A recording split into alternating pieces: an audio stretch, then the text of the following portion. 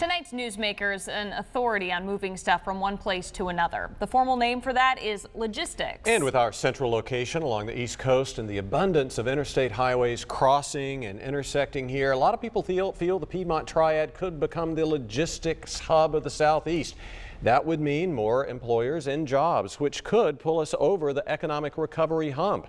To that, Karl Robinson says amen. But first, he says, we need to add a new word to our vocabulary: upskilling.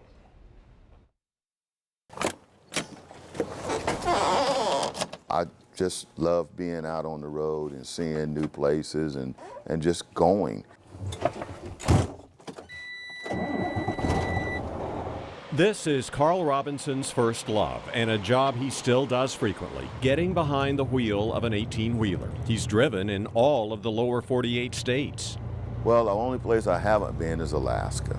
Robinson is president of R&R Transportation in Greensboro, a company he started with a $3,000 loan from his dad Henry 25 years ago.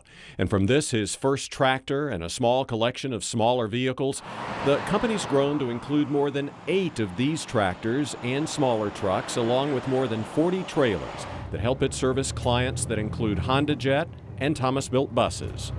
Manufacturing and distribution. We can help with most of anything that's manufactured, except hazardous materials. We don't do hazardous materials. I think Jimmy, he needs to get on lunch too. But as Robinson interacts with his 14 full-time employees, it doesn't take him long to realize something's missing. I'm looking for drivers. I'm looking for an office person too. I need someone that can learn the operational part of our industry. All the companies in the Triad are looking for drivers. They're looking for people to come into the office environment. They're looking for warehouse people. It's an industry that has a stigma about the truck driver. What is the biggest difference in trucking today compared to 20 years ago? Home time. You're home a lot more than you used to be. Why is that? Why is that different? I guess because more companies out there? Well, not just more companies out there.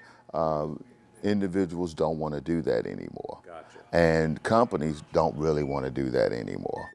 But Robinson says that stigma adds another layer to the problem. Not as many people are getting the qualifications they need to do this work, and that's keeping the demand for qualified workers from being met. That's why Robinson's the driving force behind an effort to upskill the Piedmont's workforce when it comes to logistics. Upskilling is economic development.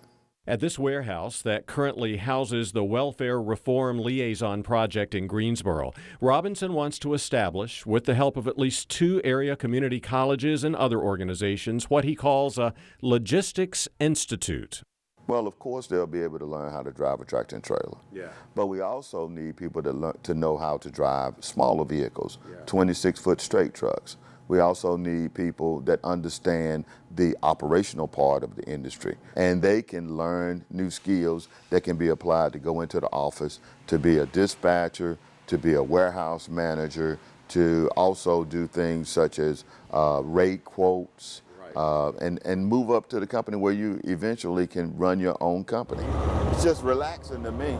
And he says with more upskilled people in the workforce, this area will be ready when the economy really does come back, especially when it comes to logistics. If it wasn't for logistics, you would be sitting in the middle of a field, naked, with no food. Everything you see around you, everything under you, above you, is logistics.